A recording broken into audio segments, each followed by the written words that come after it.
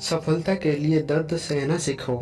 कई बार जब लोग जीवन में काम करना शुरू करते हैं तब उन्हें बहुत ज़्यादा दर्द होता है, तकलीफ होती है, उन्हें बहुत ज़्यादा मेहनत करना पड़ता है और ये बात उनसे बर्दाश्त नहीं हो पाती है। उनका शरीर जवाब दे देता है और वो उस काम को छोड़कर किसी और तरकीब से सफल होने का प्रयास करते रहते हैं।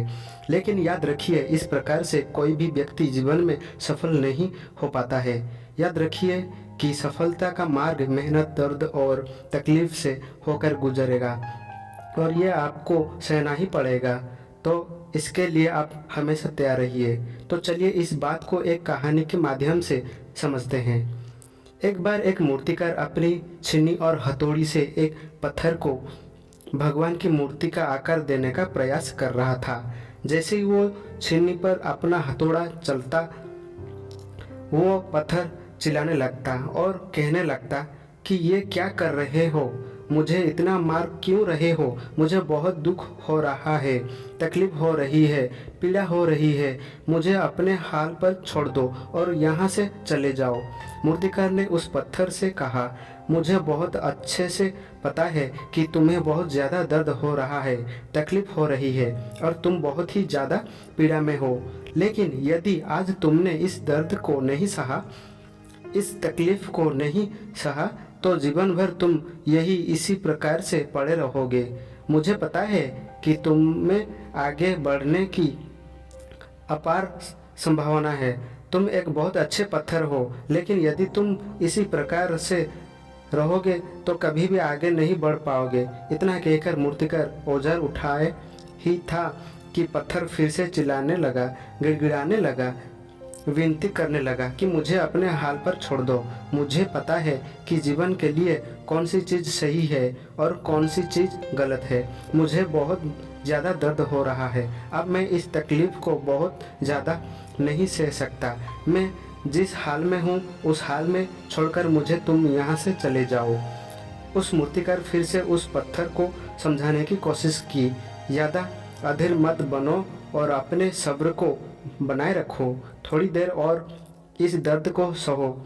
यदि इस दर्द को सह लिया तो मैं भगवान की मूर्ति के रूप में तुम्हारी स्थापना करवाऊंगा और फिर दूर दूर से तुम्हारी लोग पूजा करने आएंगे और पंडित और लोग तुम्हारी सेवा करेंगे। लेकिन पत्थर ने उस मूर्तिकार की एक भी बात नहीं मानी। वो चिल्लाता रहा और अपनी बात पर टिका रहा। मूर्तिकार ने उस पत्थर को समझाने की बहुत कोशिश की, लेकिन वो पत्थर नहीं माना।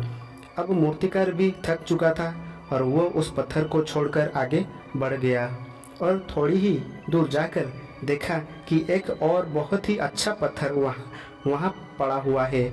उसने छीनी और हथौड़ी उठाई और उस पत्थर को मूर्ति बनाने के लिए वो तैयार हो गया। मूर्तिकार ने छीनी और हथौड़ी का वार दूसरे पत्थर पर जारी रखा। दूसरे पत्थर को भी दर्द हुआ, तकलीफ उससे भी हुई, लेकिन उस पत्थर ने बर्दाश्त कर लिया और देखते ही देखते थोड़ी समय के बाद उस पत्थर ने भगवान की मूर्ति का रूप धारण कर लिया। थोड़ी दिन बाद उस मूर्ति की एक मंदिर में स्थापना हो गई।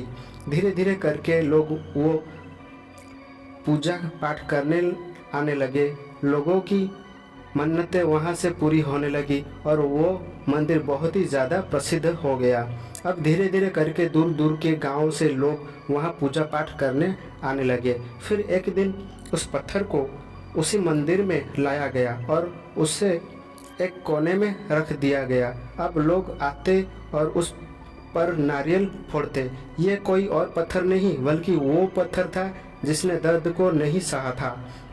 अब वो पत्थर मन ही मन बहुत ज़्यादा पछता रहा था, दुखी हो रहा था और अपने आप से कह रहा था कि काश मैंने उस दिन उस दर्द को, उस तकलीफ़ को सह लिया होता तो आज लोग मेरी भी पूजा करते। इसलिए आप भी अपने जीवन में हमेशा याद रखिए कि जब भी आप अपने करियर की शुरुआत में किसी काम को कर रहे हो, पढ़ाई कर रहे हो या कोई भी काम कर रहे हो और उसमें आपको दर्द हो रहा है, तकलीफ हो रही है, ज़्यादा मेहनत करना पड़ रहा है, तो आप रुकिए मत, किसी और रास्ते की शुरुआत मत करिए, क्योंकि कोई और रास्ता आपको सफलता नहीं दे सकता है। आपको उस दर्द को, उस तकलीफ़ को सहना ही होगा और उस दर्द को, उस तकलीफ़ को सहकर आप ज़्यादा मजबूत बनेंगे और तभी आप अपने जीवन में आगे बढ़ पाएंगे। और जीवन में हमेशा याद रखिए कि आपको पहले पत्थर की तरह नहीं बल्कि दूसरे पत्थर की तरह बनना है। यदि ये कहानी आपको पसंद आई हो और इससे कोई सीख मिली हो तो लाइक, शेयर, कमेंट और सब्सक्राइब ज़रूर कीजिए। अंत तक देखने के लिए धन्यवाद।